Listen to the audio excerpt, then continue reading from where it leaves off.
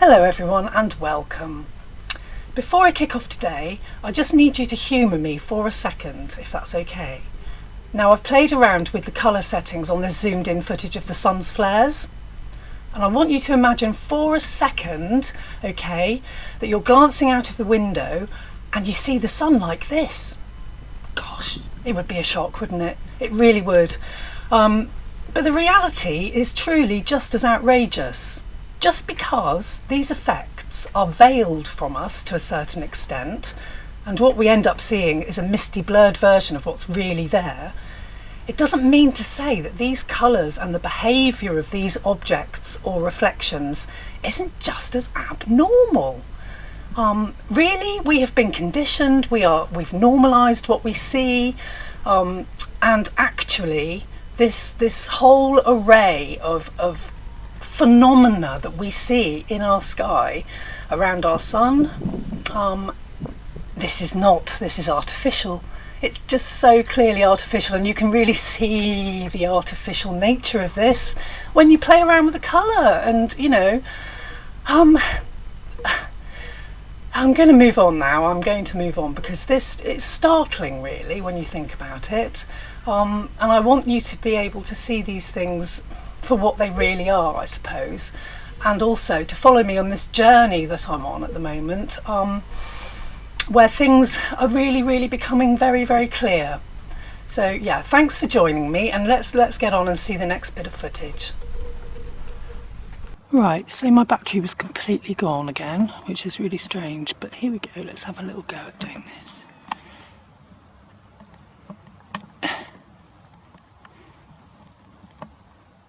Okay, so I've set the camera up and I've left it to film for about half an hour, and of course straight away we get the clouds. They seem to come straight across the sun. It's almost uncanny the way they move.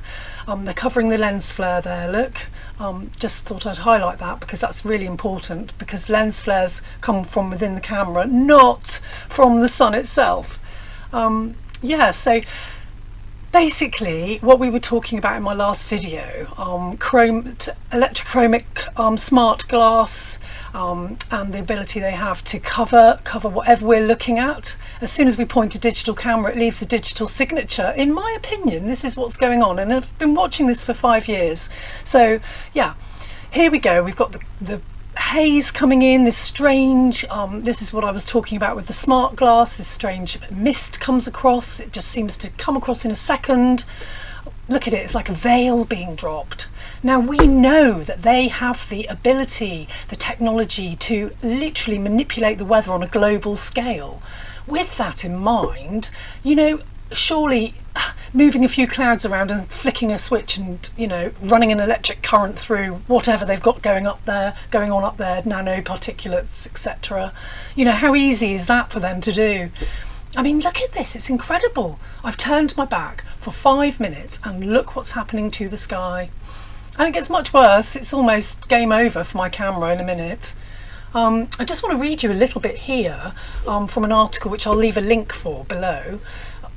This is a chap, he's a professor, Michael Chossudovsky, I've got it right I think, and he's saying that rarely acknowledged in the debate on global climate change, the world's weather can now be modified as part of a new generation of sophisticated electromagnetic weapons. Environmental modification techniques have been adapted by the US military for more than half a century. 50 years they've had this technology. What are they capable of doing now? This is the question. And this is just one snapshot. This is one example of how, a beautifully crystal clear blue sky can suddenly, within half an hour, turn into this. It's unbelievable. I mean, it gets worse. It can't get much worse than this. I had to run outside to get my camera before it literally got drowned. Yeah, so yeah,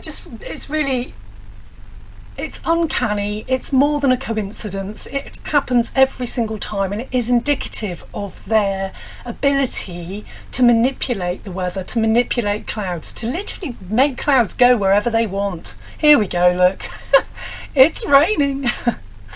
Oh dear. There we go.